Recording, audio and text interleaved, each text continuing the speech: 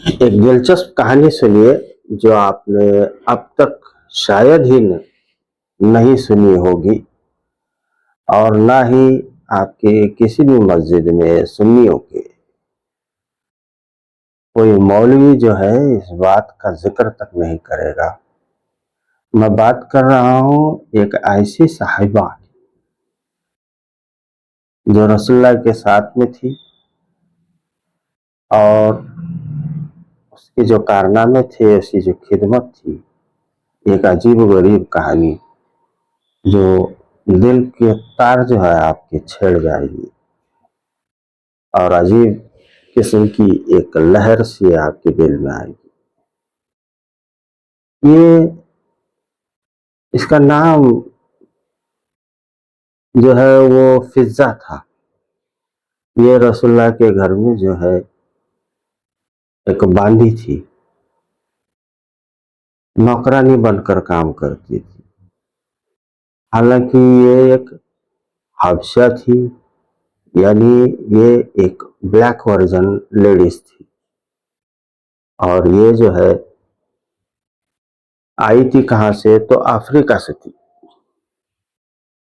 जब इसके बाप के जरिए से इसके कान पर यह बात आई कि अरब की तरफ एक नया पैगंबर जो है पैदा हुआ है और उसने नबूवत का दावा किया है, जो मोहम्मद रसूलुल्लाह सल्लल्लाहु अलैहि वसल्लम थे। ये जो फिजा थी ये पैदा हुई एक अफ्रीका के बादशाह के घर में, और वो बादशाह जो है जो मजहब इस्तेमाल करता था, जिस मजहब पर वो चलता था, वो था ईसाई। यानी ये औरत जो है पैदाइशी क्रिश्चियन थी और ये अकेली सफर करके जब अरब मुल्क की तरफ निकली थी तब तक इसकी शादी हो चुकी थी और उसके कुछ बच्चे थे। इस औरत के बारे में एक दिलचस्प बात यह है कि सुन्नियों की जो हिस्ट्री है वहाँ इस औरत के बारे में जो है बड़ी खामोशी अख्तियार करती है। पता नहीं क्यों, क्या मिलता है। खैर, जब वो गई, रसूलुल्लाह से मुलाकात की, ईमान लाई और बीवी फातिमा के घर में रही और वहां जाकर वो औरत जो है गुलामी की जिंदगी गुजारी। उसने उसने गुलामी कबूल की खुद। उसे किसी ने खरीदा नहीं था, ना किसी ने बेचा था।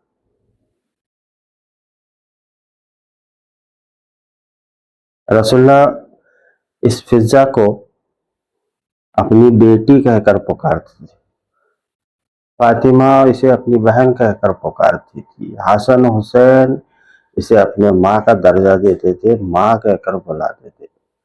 हजरत जैनुल आबिदीन इन्हें दादी कहते थे। क्या मर्तबा पाया इस औरत ने, वाह, कमाल की बात है जी। और हमें इस बात का पता ही नहीं।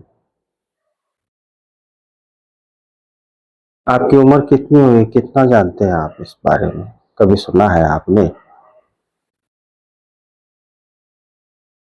इसका इंतकाल हुआ तब जब करबला हो चुकी थी। करबला होने के बाद में भी कम से कम शायद 40 या 50 साल ये जिंदा रही। करबला होने के बाद में जो है ये औरत सीरिया की तरफ चली गई और वहां इस नेक औरत का इंतकाल हुआ। हजरत इमाम बाकर अलैहिस्सलाम,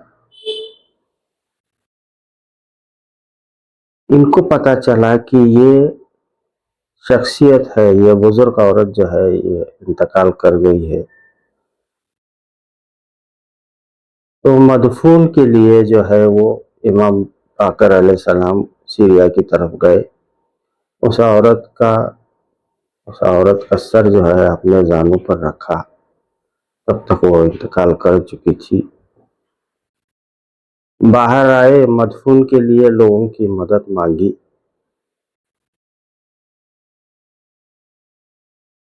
तब क्या हुआ, अफ्रीका से एक बादशाह जो है वो हज की तरफ आ रहा था सफर में।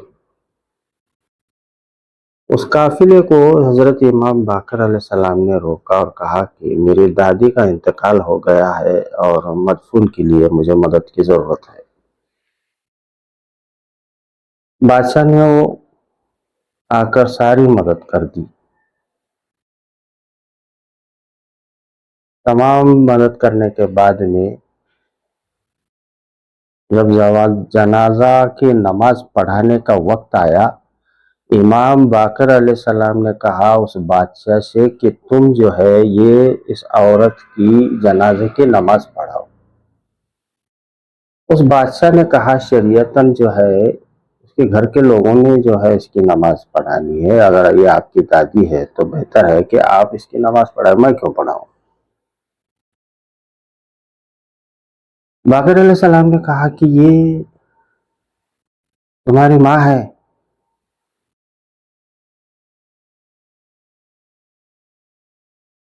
तुम्हें याद होगा ना, तुम्हारी माँ जो है अरब की तरफ निकली थी, बाद में पता नहीं चला वो कहाँ गई। तो बादशाह हैरान रह गया कि ये मेरी माँ है, मैंने सुना था बचपन में कि गई है। उसने बड़े दुखी अंदाज में होकर जो है उस जनाजा की नमाज पढ़ाई। बाकर अलैहिस्सलाम को ये काफी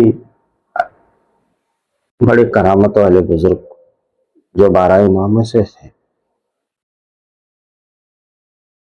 इल्हामी तौर पर मालूम पड़ गया था कि ये बादशाह की माँ है।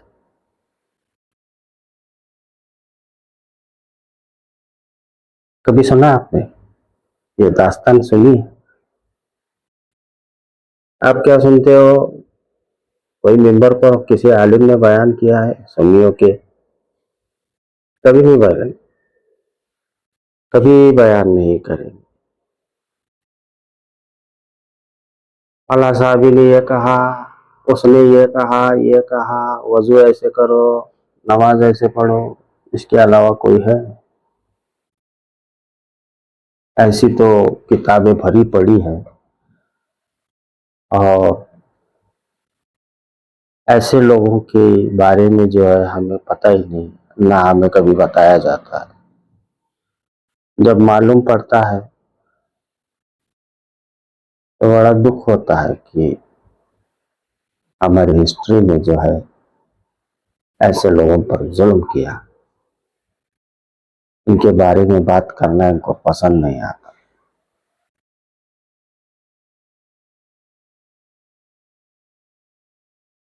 मिलते हैं।